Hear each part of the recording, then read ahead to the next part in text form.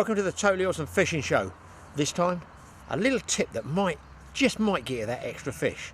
Now then, when you go beach fishing from the shore, generally off the beach more than the rocks, is you have a pair of rods and you have a basic tripod that's got two cups up the top here, two holders down the bottom, you know, to take your rod butt just slots in there. That's fine, but I've just been infatuated by the number of big fish that get caught by tourists, holiday makers, kids, anybody just throwing out who can't cast very far, generally with the biggest bait. You know, they just lob it out, forget about it, next thing you know the rod's on the way, they get things like 12-pound bass and huge cod. Obviously it's lucky, but it tells me a lot of fish come very close to shore. Now, the last few trips I've been doing from the shore, I've actually been putting a third rod out, which is very, very light. It's really like an up-tider. In fact, you guys could do it if you're freshwater anglers. Carp and pike rods are ideal for this sort of thing. Anything throws, I guess, about 3 ounces. You can use a griplet if you need to hold out there. So what I've done is I've adapted my twin beach tripod here to take what I call a shotgun. We do it big game fishing with a rod right down the centre, up high, up, you know, where the captain drives on those big game boats. It's called a shotgun, straight down the middle, and that's what I've adapted this to. This is what I've done. So the standard way is to cast out and then put your big beach rods in the cups. They're nice and high out there. They're up out the way. Hopefully they're out the way of the waves. But when I use, I've only got the bottom half of this to show you, because obviously I'm not going to catch very much in my garden, am I? That's the bottom half of it. Obviously this is, well, I won't even mention the name, but it's a heavy duty rock spinning rod. And I've been doing really, really well with it. Been very pleased with it. It's a 9-foot one, I think it is. Yeah, 9-foot spinning rod. Using it as an up-tider. It also doubles for throwing 3 and even 4 ounce leads. Nice fixed ball with it here. So, not giant size tackle, very light. And what I've done is adapt this rod holder to put a cup here, as you can see. It's good old duct tape around there. Now just look what I've done in here, just so you know, because this is dead easy to make. Not drilled, screwed or anything. I just cut a V in there to slot into the angle, and I've cut a little sort of semicircle. I've drilled it out with a large drill bit, so that that bottom, I've made a little cut there out of a piece of sink waste pipe. That's all that is. And then you can see the rod butt goes in there. But what I've also done, because if I do that, look, you can see the reel's going to clank on here and the other handles are going to catch. So what I did was think about this, because if I do too much thinking, I have to go and have a lay down every once in a while. But I did get thinking, I thought, do you know what? I'm going to copy a sort of big game thing I used to do years ago. And that was cutting a notch out of the plastic pipe in here, so that when I put the rod right through, okay, just standard procedure on a lot of boats, this reel stem here goes into that slot there. Hopefully you can see it, okay? So if that goes in there, it's locked. And you might have noticed it. Yes, the reel is actually upside down. And that's because I can't put it around the other way. It's going to clunk, you see. This way, perfect. I cast out down the middle. All I do basically, I fire one rod, say 20 yards to the left, another one even further, 20 or 30 yards to the right. That leaves me a gap in the middle to fish my close in rod. I get it out maybe 40, 50 yards, something. I don't want to go too far, otherwise I'm sort of defeating the object.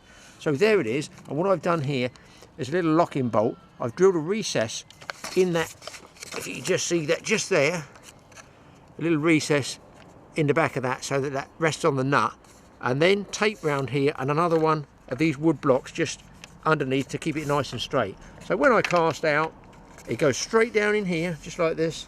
It locks here with the reel stem and the cup goes in there. Now of course, you could alter this because everybody's rod and reel is different. This is personalised for this particular spinning rod. All you've got to do is, once that's in here, any reel stem in any cup, then you put your base cup up. It could be further down, it could be further up. And listen, some of you guys out there might come up with a way of moving that, sliding it up and down that cup for different size butt, because every rod is going to be different from the butt to the reel stem. So there you go. That's what I'm going to be using. I'm going to be going down to, yes, Somerset, where else? Great shore fishing down there. And I'm just going to see, I've got a feeling the one rod here close in might even outfish 2 distance rods. Let's get down to the water and put this little puppy into practice.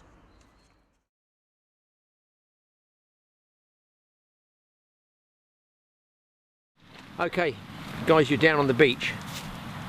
You're all set up and you've got no idea really, you know, where to fish. Obviously, the water would be a great help, get your bait in the water. But when it's really rough like this ground, big boulders, you know you're going to lose your gear if you get a grip lead in there. So you need to be able to go down at low water and be able to see exactly what you're casting onto. And more important, if you're staying to high water, can you in fact reach that area where the clean ground is so you can get your line back. Okay, two things you should remember here. There's neap tides and there's spring tides. A neap tide does not go up and down very far, doesn't travel very far in and out. A spring tide, on the other hand, covers a great big area, all the way in, right up very high, but also has the benefit of going out a long way. So therefore, you can get a spring tide, you can go down there, providing you get there early enough, check out the low water mark and have a look where the demarcation line is between the boulders touching the sand. You want your bait on the sand. So if you're new to a venue and you haven't got, say, a tackle dealer or a little map of where to go, where to cast, just grab a couple of hours extra before you intend to start fishing, go down there and check out that low water mark first.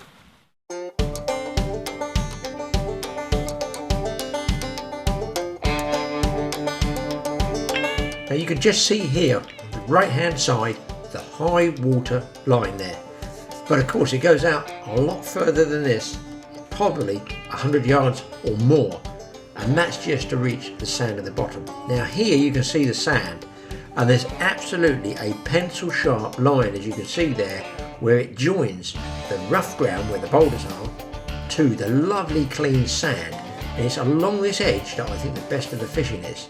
Of course you get the odd single rock there which anybody can snag on, but you can go out there at low water. Say you had a pair of chest waders or ordinary waders, you can get out a bit of distance and you can in fact fish down here at low water. But once the tide comes in, that murky Bristol Channel water covers up and reaches the stones, you would never know that beautiful flat sand is there. And talking of murky, look at that weather. It was disgusting. Fog, damp, but look at the sort of food around. Yuck, I don't know what that was. And does anybody know what this type of oyster is? Is it a rock oyster? I tried getting it off with a knife. I couldn't leave it off at all, but I feel it is some form of oyster. Definitely a shellfish. And underneath that stone, look, there's a worm cast, and just next to it is a limpet hanging on there, so there's plenty of food. Here's another hole that a worm has made there, so it shows you it's a good mark. Don't be afraid to space those baits. So if you're the sea, if you like, and I'm on the shore, I'm going to fish one bait slightly out left, long, the other big rod, say 3/4 distance, and that little shotgun rod down the middle as an experiment, close in. You never know. I mean, let's face it, each year you get holiday makers, beginners, women, kids, and they throw a mackerel out 25 yards, and you read it in the fishing press. Yes, they get something like a 14-pound bass. I mean, big fish will come in close to shore. So I've been doing this for a little while now, fishing that rod in there close, several sessions. I've caught the odd fish, nothing big yet, but I'm still working away at it. It is a bit of a bonus. I call it my shotgun rod, and if you've got the extra little spinning rod and conditions allow with a light lead, do you know what? It's worth the experiment, I think, because you never know. I feel a lot of time people are casting over the fish. For fishing from a rig, I'm going to be using a standard pulley panel, which is really sort of big fish one. I'm going to use a Wessex rig, what I call a Wessex rig, on that light one, and for the two that are going out, out deep, I'm going to use this pulley panel like this. Goes up and down, weights at the bottom, and when the fish takes bait here, slides it all the way up the top and right up here. So when you wind and you're pulling the fish through the water, well, the lead is up a bit so it doesn't snag.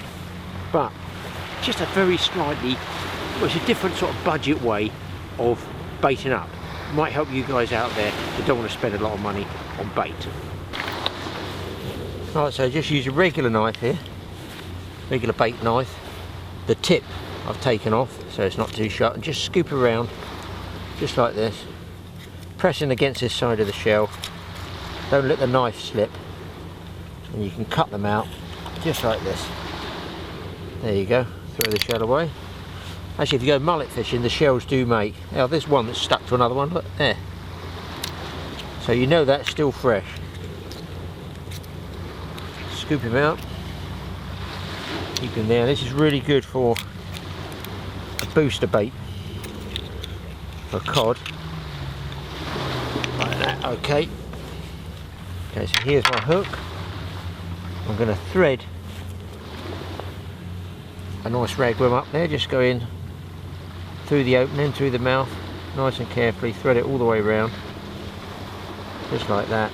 Pop it over the eye of the hook. Okay, so it's just a standard way of presentation. In fact, I could pop another one on there, make a big bait, send it right out, and put it on my other hook, slightly smaller one. Put the second one on there. It's just a booster, because what happens is the crabs and other smaller fish can nibble away, chew the ragworm off, and you end up fishing with a bare hook. This way, by putting this slipper limpet on the end, and get one that's wide enough there between the point of the hook twice, so it goes in like this, just roll it around, back out that juicy end. Now that is a beautiful bait for cod, bass, anything like that. And if all this gets chewed up by the crabs, invariably you'll get that back, so at least you're fishing with some bait. Let's send it out there now and see if it does catch anything.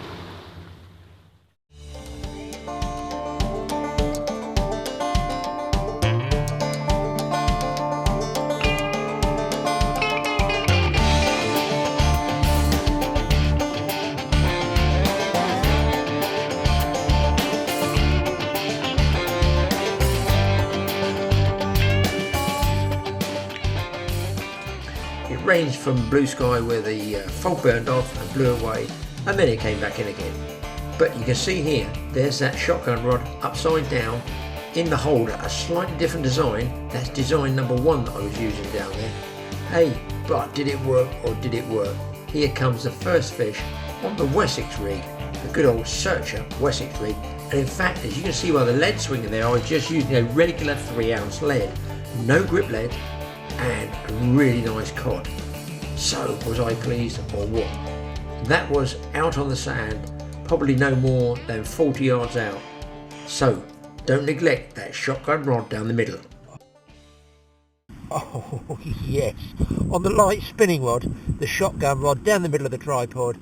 There we go guys, a nice codling. Really pleased with that.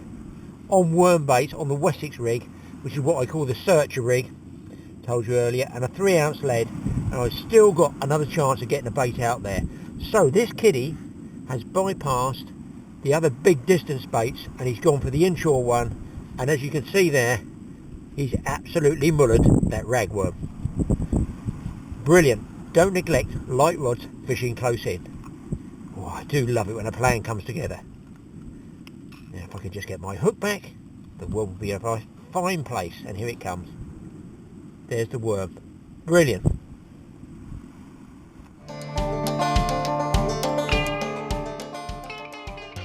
Okay, people, I was pleased to get that codling, but listen, the tide's now coming in, it's flooding, it's pushing me further and further up that big boulder strewn beach. There's boulders everywhere. You need to be able to reach that sand. Luckily, at half tide, I can reach it, but just be an average caster, I'd like to be able to cast 80 to 120 with bait all day long, anywhere. You need to be able to think of reaching that all the time. Now here's a scenario. Maybe you're catching small little pin whiting like this and you want to catch something bigger. You're going to go for what? Yeah, a bigger bait. However, a bigger bait is less aerodynamic. It's going to drag in the air. It's going to mean you'll probably start dropping short. That way, the further up the bank you come, the less chance you've got of getting your gear back, because you aren't making that distance. Equally, if you want, you've got to allow for wind as well.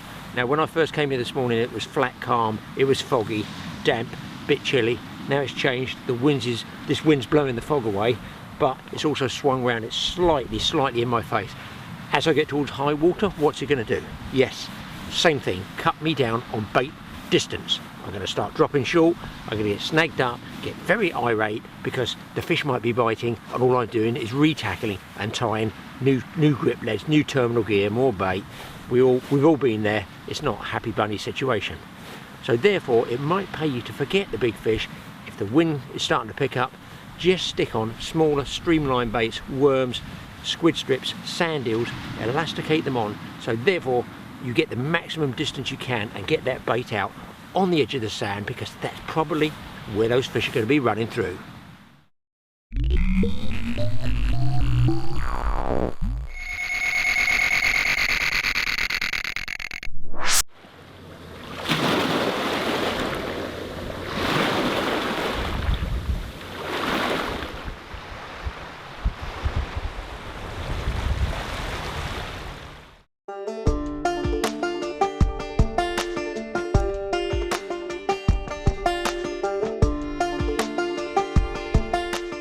Now here's something different. I built up a mound of rocks that I knew I could use as a marker for that light rod down the middle, the shotgun rod. From there, I definitely can reach the sand.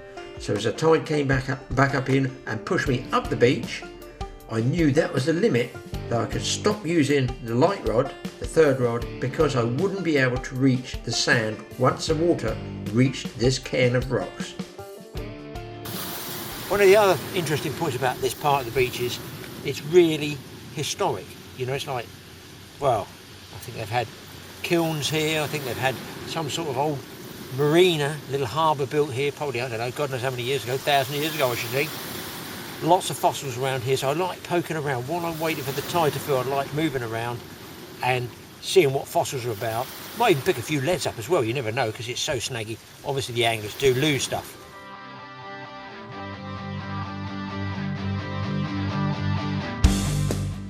As I searched around, 4,352 boulders in the immediate area. God, look what I found.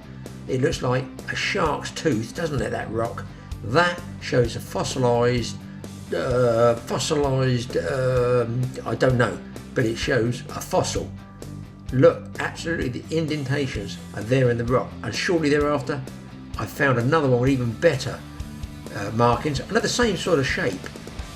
And look at this one, this is in a boulder, a sort of fan-shaped fossil there. I don't know what type of fossil that would be, but it just goes to show you this beach is littered with fossilised remains in the rocks, in the bedrocks there, and the loose boulders. And there's an absolutely huge one, an absolutely massive, well, it looks like the spine actually. Is it the spine of a dinosaur, of a Tyrannosaurus Rex from years ago? I don't know, somebody out there must be able to tell me. And then of course, as I was searching among the boulders, what did I find then? It could only happen to me. Yes, look at this one. That is, that's a weird shape. It actually looks like, oh yeah, it's my brain. I realised, I knew I'd lost it somewhere. It's Graeme's brain. Oh, better put that one back in. Oh, much better now. Got the brain back.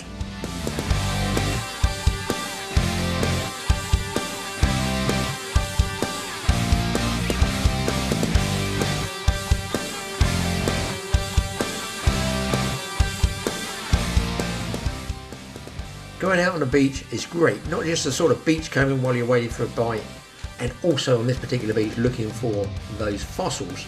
But hey, what about this drain that is up at the top, the pipe as they call it? There's fresh water coming down there and you think it's just gone, but actually if you trace that down to the bottom of the beach, you can find out that that freshwater stream is running out underneath the rocks onto the sand. Now I can tell you 101%, in Ireland we always used to look for a freshwater stream of any description going onto the beach. For some reason it's a fish magnet. It attracts big bass, and big bass do come off this beach. So if you do find something like this on a beach, make sure you get a bait right near it.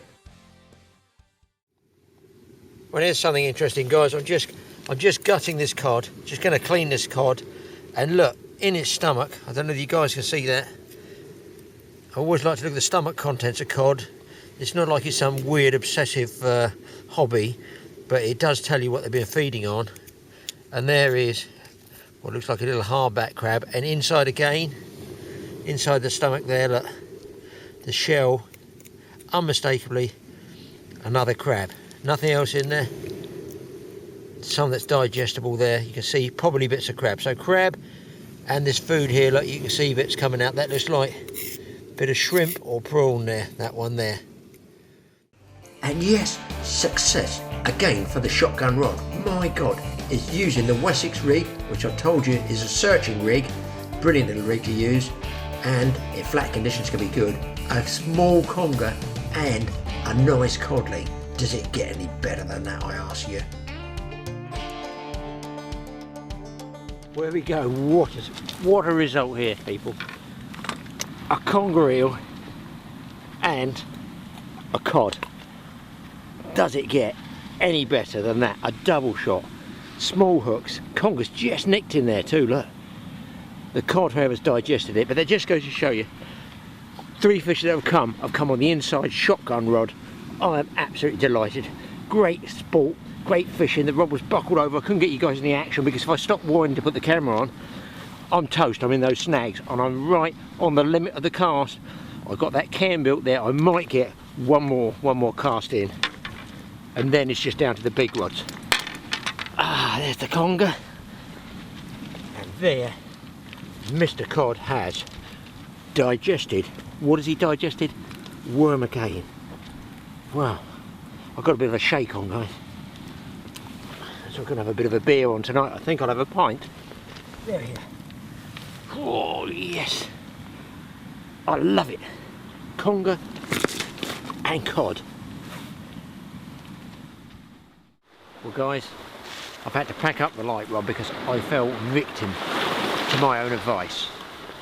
I got that double shot with a conger and a cod and it sent my brain into overdrive.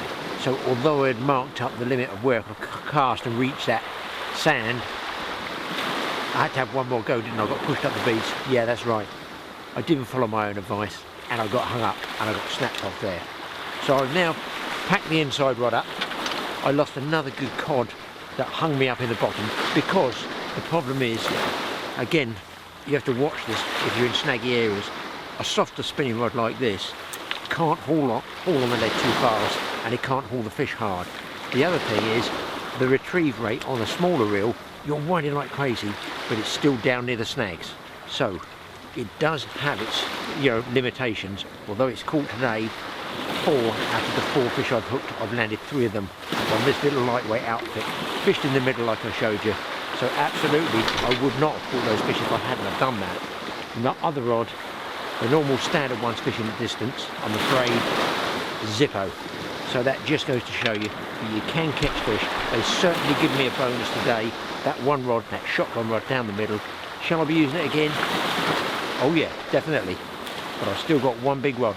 It's on my big rod there. I can actually fire out with a bigger lead and I can get out on that sand. So I'm fishing one bait. But who knows? It's getting there. Worth packing up time. It's been gone. It's sunset. Yeah, it's well past the sell-by date for packing up. Hope you've enjoyed it. Hope there's a few tips there. Don't forget, light tackle, close to shore. You can still pick up some good fish. Thanks for watching the Totally Awesome Fishing Show. We'll see you again next time.